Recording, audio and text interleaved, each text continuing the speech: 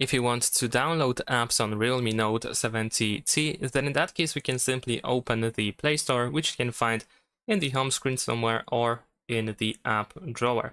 So once you open the Play Store, you should be able to find the apps category over here, and you can try to find your app that you wish to have on your smartphone somewhere over here from this huge list of different apps.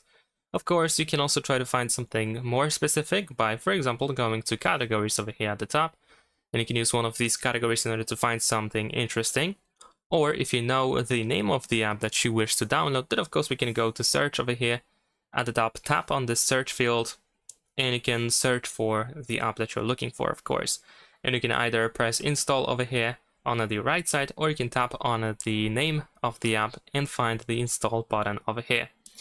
Once you start installing, the Play Store will download the app, and once the download is done, you should be able to open the app immediately, either from the Play Store, or of course you can also go to the app drawer and you can find it over there as well. But that is of course once the app is actually installed.